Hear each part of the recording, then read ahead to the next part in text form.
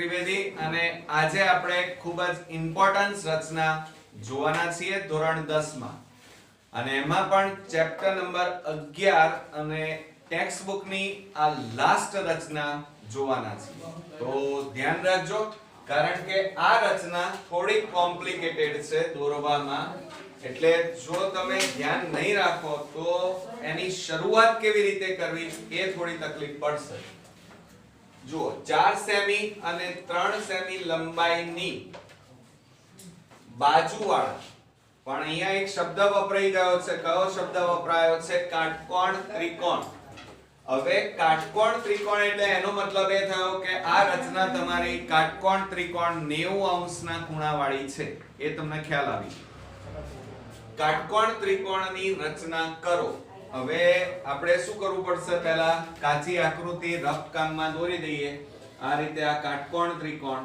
બરોબર હવે 4 સેમી અને 3 સેમી લંબાઈની પણ કૌંસમાં કઈ કીધું છે જુઓ કર્ણ સિવાયની બાજુઓ એટલે એનો મતલબ એ થયો કે આ 4 સેમી અને 3 સેમી છે એ બાજુઓના માપ છે બરોબર અને પાયો હંમેશા મોટો હોય તમે મોટી બાજુનું માપ લો ને તો આ પાયાનું માપ હંમેશા કેવું હોય મોટું હોય એટલા માટે મેં અહીંયા 4 લખ્યા છે અને અહીંયા કેટલા લખ્યા છે 3 ઓકે અને આ કાટકોણ ત્રિકોણ છે એટલે અહીંયા કેટલા થશે 90 અંશનો ખૂણો થશે હવે આટલું જો સમજણ પડી ગઈ આ રચનામાં તો હવે રચના તમારી 50% ઈઝી થઈ ગઈ હવે આપણે શું કરવાનું છે જુઓ પક્ષ અને આપણે જાણીએ છીએ કે કૃત્ય એ તમને ખ્યાલ આવે છે કે 4 સેમી અને 3 સેમી લંબાઈની કર્ણ સિવાયની બાજુવાળા કાટકોણ ત્રિકોણની રચના કરવી બરોબર કાટકોણ ત્રિકોણ પણ કયો તો આપણે હમણાં દોરીશું પછી છેલ્લે કૃત્ય હું તમને આખું સમજાવીશ પહેલા આપણે એમને એમ ડિસાઈડ નહીં કરીએ કારણ કે તમે રચનામાં ABC લો છો કે PQR લો છો એના ઉપર તમારું કૃત્ય ડિપેન્ડ કરે છે બરોબર કારણ કે આપણે અહીંયા ABC લખીએ અને અહીંયા તમે નામ નિર્દેશનમાં PQR લખી કાઢ્યું તો બંને તો જુદા પડી ગયા તો એ નહીં ચાલે અને બીજું કે રચના આપણે ગોખવાની નથી હવે તમારે શું કરવાનું સૌપ્રથમ તમારે ફૂટપટ્ટી લેવાની અને પાયો આપણે દોરવો પડશે કેટલા 4 સેન્ટીમીટર નો પાયો દોરવો પડશે પરંતુ તમારે વચ્ચોવચ્ચ રચના દોરવાની છે કારણ કે ઉપર અને નીચે પણ આપણે રચનાની શરૂઆત કરવી પડશે તો અહીંયા તમે ફૂટપટ્ટી લઈ અને 4 સેન્ટીમીટર નો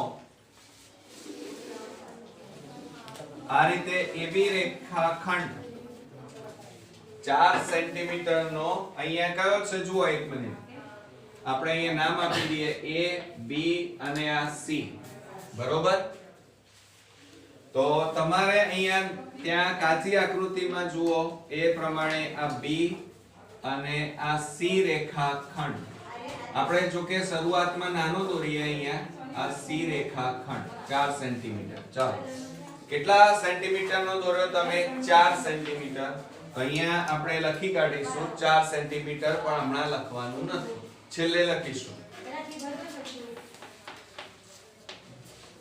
અહીંયા રચનાના મુદ્દા આપણે લખીએ જુઓ કે સૌપ્રથમ BC બરાબર કેટલા સેન્ટીમીટર લેવાના છે 4 તો BC બરાબર 4 સેમી રચો ઓકે રચી કાઢો બધાએ હવે ત્યાર પછી તમારે શું કરવાનું છે બરોબર ધ્યાન રાખો કે ખૂણો B હવે આ કેટલા અંશનો દોરવાનો છે તો 90 અંશનો હવે મિત્રો આપણે 90 અંશનો ખૂણો પહેલા દોરીશું અને ત્યાર પછી એના ઉપર 3 સેન્ટીમીટર નો ચાપ મારીશું તો તમે પરિકર લઈ લો અને તમને હવે આવડે છે કારણ કે આ છેલ્લી રચના છે એટલે આ પહેલાની રચનાઓની જો તમે પ્રેક્ટિસ કરી હશે અને વિડિયો જો તમે જોયેલા હશે ધ્યાનથી તો તમને 90 અંશ દોરવામાં હવે સહેજ પણ તકલીફ નહીં પડે હવે તમારે શું કરવાનું અહીં તમારે નાનું માપ લેવાનું પરિકર ઉપર માપ લઈ અને 90 નો જ્યારે ખૂણો રચવાનો હોય ત્યારે પહેલો આ રીતે ચાપ મારી દેવાનો. ચલો મારી દીધો. હવે 90 ના જ્યારે આપણે માપ 90 નો ખૂણો દોરવો હોય ત્યારે 60 ના આપણે બે ચાપ મારવા પડે. તો અણી અહીંયા મૂકવાની, માપ બદલવાનું નથી તમારે. પહેલો ચાપ અને પહેલા ચાપ ઉપર મૂકી અને આ બીજો ચાપ, આમ બે ચાપ તમારે મારી દેવાના. એટલે આ 60 અને આ 60. ઓકે. હવે આ 60 અંશના અડધા કરવાના છે એટલે આનો દ્વિભાજક દોરવો પડે. માપ તમે પરિકરમાં બદલતા નહીં એટલે પરિકરમાં માપ એટલું ને એટલું રવા દેવાનું. અણી તમારે અહીંયા મૂકી આમ ઉપર ચાપ મારવાનો, અણી અહીંયા મૂકી આમ ચાપ મારી દો. ચાલો મારી દીધો તમે બધાએ. આટલું કર્યા પછી તમારે શું કરવાનું છે, ફૂટપટ્ટી લઈ અને આ રીતે તમારે ચાલો આ 90 અંશનો ખૂણો દોરી નાખો આ રીતે અને અહીંયા નામ આપી દો x અને આ તમારો થયો 90 અંશ. બરોબર. તો હવે આપણે રચનાના મુદ્દા લખીશું. શું કરીએ, શું કર્યું તમે જુઓ અહીંયા. બરોબર. x b c કેટલા અંશનો રચ્યો, 90 નો, પણ કયું કિરણ રચ્યું, bx કિરણ. તો અહીંયા લખવાનું હવે ખૂણો x b c બરાબર 90 થાય તેવું bx કિરણ રચો. ચલો થઈ ગયું આપણે. ઓકે. હવે તમે પાછી આકૃતિ જુઓ, કાચી આકૃતિ. કાચી આકૃતિમાં AB નું માપ કેટલું બતાવેલું છે, 3 સેન્ટીમીટર. એટલે પરિકર લઈ ફૂટપટ્ટી ઉપર 3 સેન્ટીમીટર નું માપ લઈ લો. માપ લીધા પછી તમારે શું કરવાનું, 3 સેન્ટીમીટર માપ લીધા પછી તમારે અણી B ઉપર મૂકી દો. ચાલો અને આમ ચાપ મારી દો. ચાલો bx કિરણ ઉપર ચાપ મારો. b ને કેન્દ્ર લેવાનું. બરોબર. અને પછી આપણે રચનાના મુદ્દા લખીએ કે b ને કેન્દ્ર લઈ bx કિરણ પર 3 સેમી ચાપ મારો. ચાલો મારી દીધો. અને ચાપ જ્યાં છેદે ત્યાં તમારે અહીંયા કયું નામ આપશો, a. તો અહીંયા લખવાનું ચાપ જ્યાં છેદે ત્યાં a નામ આપો. ચાલો આપી દીધું આ રીતે એ નામ. હવે તમારે શું કરવાનું છે, તો બરોબર ધ્યાન રાખજો કે હવે તમારે આટલું થઈ જાય એટલે AC રેખાખંડ આ રીતે જોડી દેવાનો. ચાલો આ રીતે ફૂટપટ્ટીની મદદથી AC રેખાખંડ તમે દોરી નાખો. તો હવે રચનાના મુદ્દામાં લખીએ હવે AC રેખાખંડ જોડો. બરોબર. પછી હવે સમજવાનું છે. આટલું તો આવડી ગયું. આ બહુ ઈઝી બની ગયું એટલે તમે ખુશ થઈ ગયા છો કે બહુ ઈઝી છે. પણ હવે તમારી બુદ્ધિ વાપરવાની વાત આવી. જુઓ કાટકોણ ત્રિકોણની રચના કરો. ચલો ABC રચાઈ ગયો કમ્પ્લીટ માપ પ્રમાણે. બરોબર.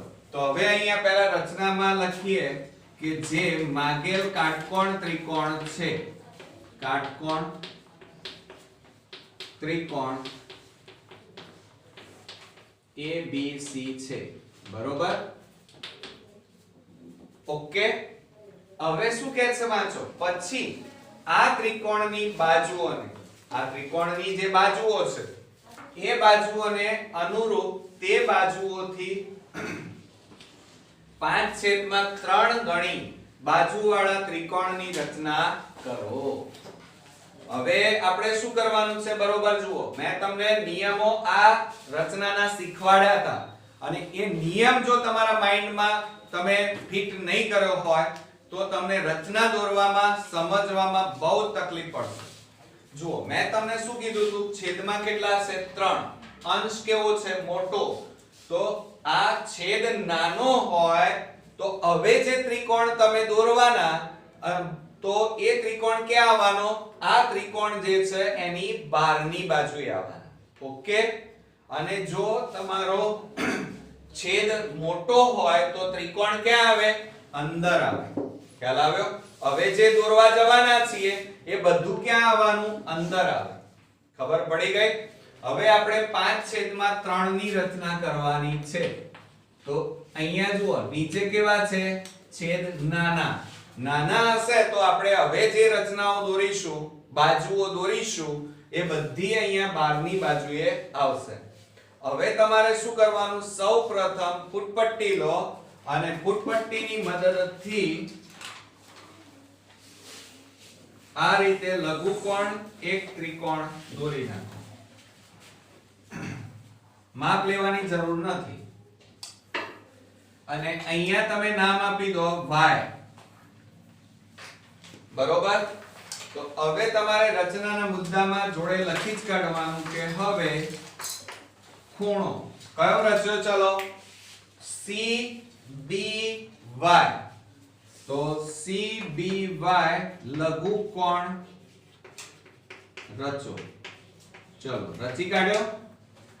હવે તમારે ધ્યાન રાખવાનું છે, જો આવી રચનાઓમાં આ લઘુકોણ દોરો એ જ વખતે તમારે આ BC રેખાખંડ છે ને એને તમારે લંબાવી દેવાનો, આગળ લાંબો કરી દેવાનો. આ રીતે લાંબો કરી દેવાનો. થઈ ગયો? એટલે આગળ તમને તકલીફ સહેજ પણ પડશે નહીં.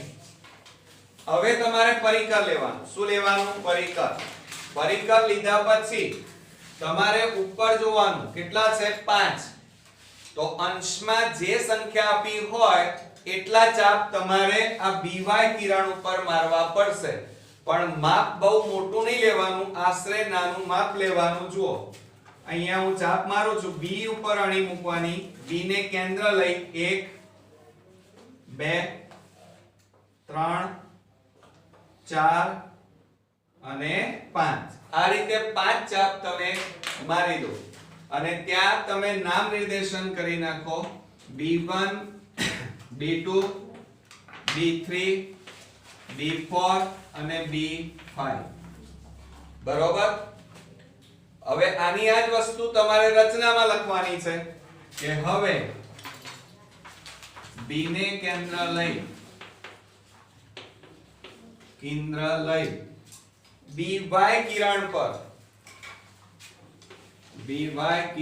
પર કેટલા ચાપ મારવાના છે, 5 સરખા ચાપ મારો કે જેથી શું થશે, B1 જોજો હવે B1 બરાબર B1 B2 બરાબર B2 B3 બરાબર B3 B4 બરાબર B4 B5 થાય. ઓકે, હવે તમારે આની જરૂર નથી એટલે આપણે આટલું પૂછી નાખીએ છે. હવે આનું કામ નથી. થઈ ગયું આટલું? હવે તમારે શું કરવાનું છે, બરોબર ધ્યાન રાખજો. અહીંયા છેદમાં કેટલા આપ્યા છે જુઓ, 3.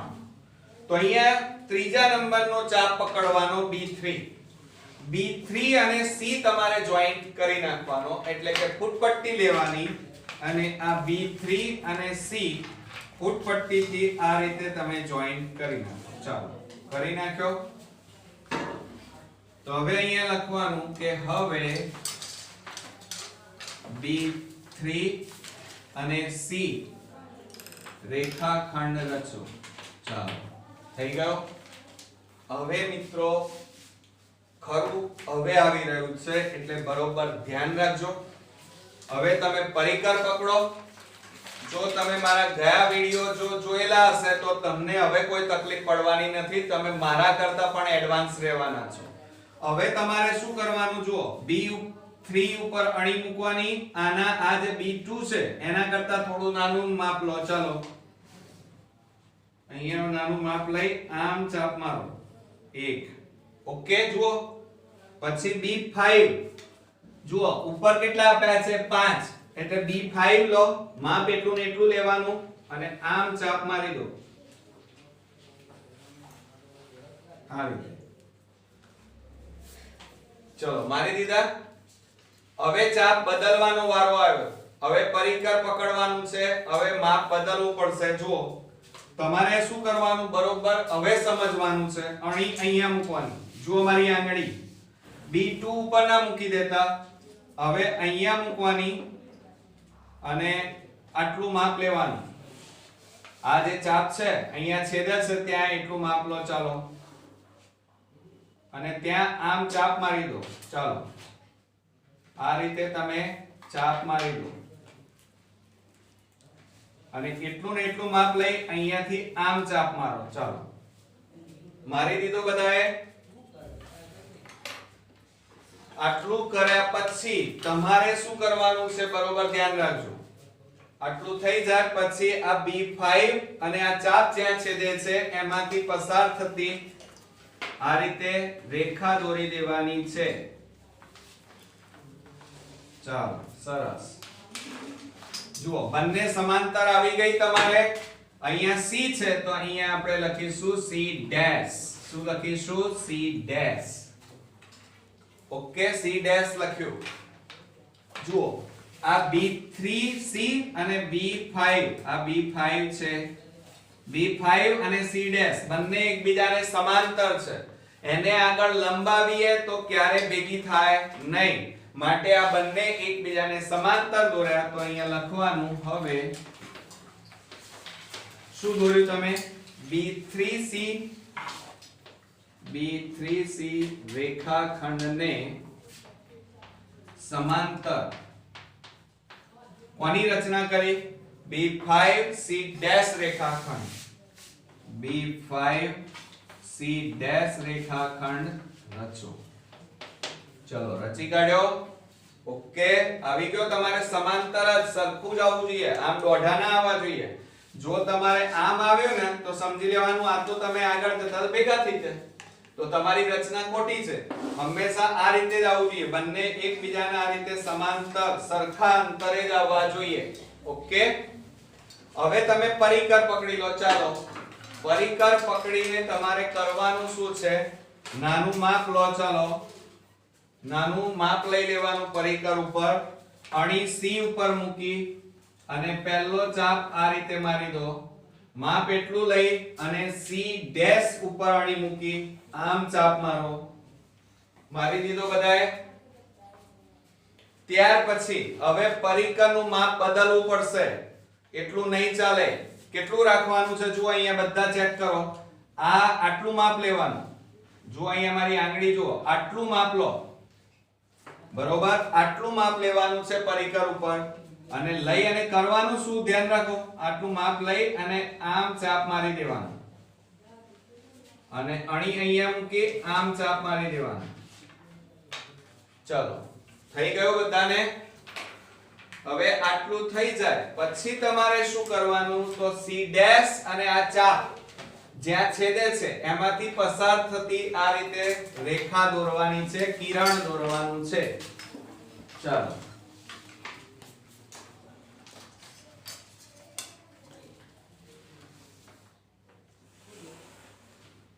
એને આગળ લંબાવો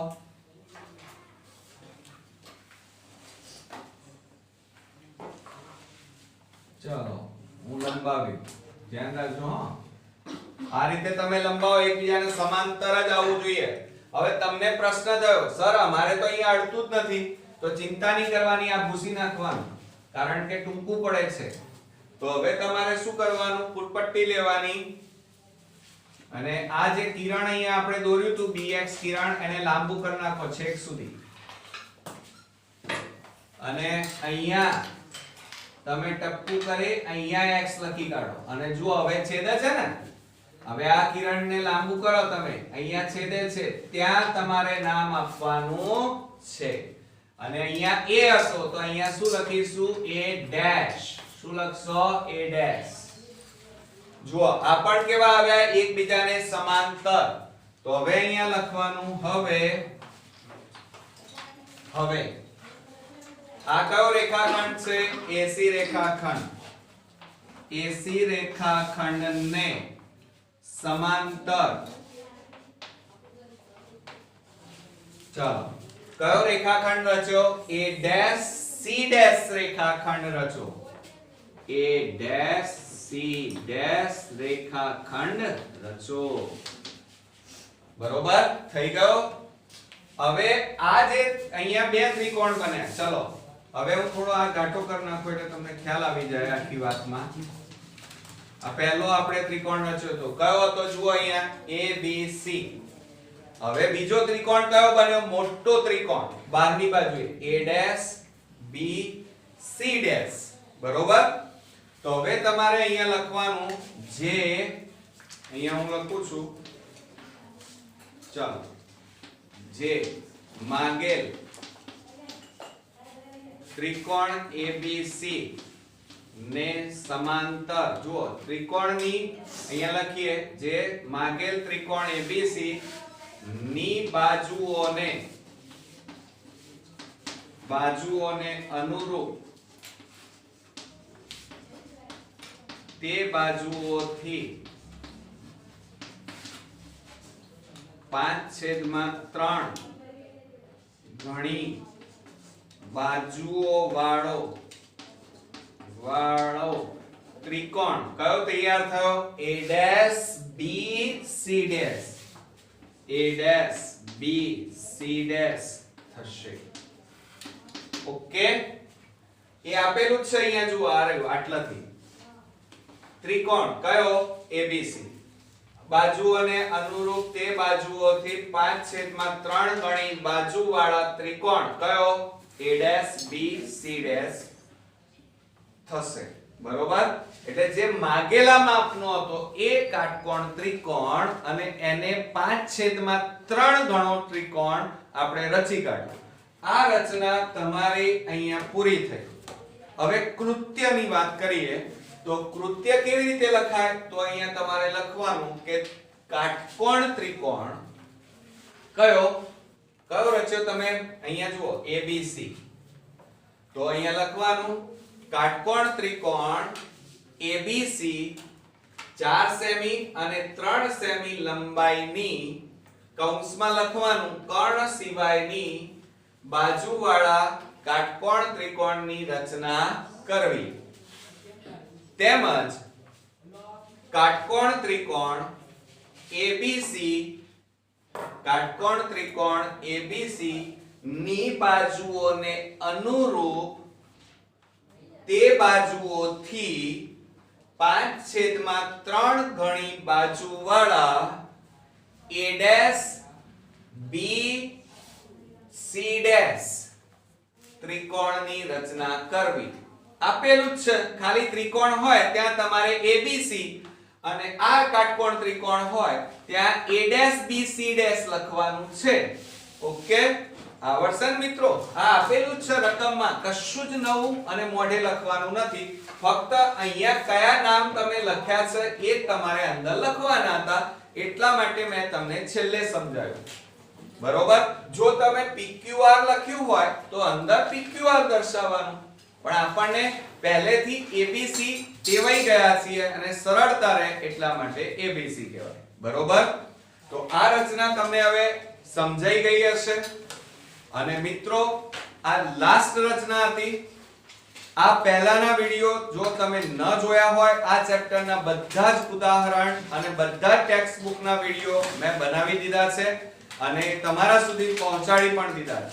જો પહેલા વિડિયો જોયેલા હશે તો આ બધી રચનાઓ દોરવામાં તમને સહેજ પણ તકલીફ નહીં પડે. બરોબર મિત્રો. તો નેક્સ્ટ વિડિયોમાં નવા એક ચેપ્ટર સાથે ફરી મળીશું. ત્યાં સુધી ગુડ નાઈટ મિત્રો.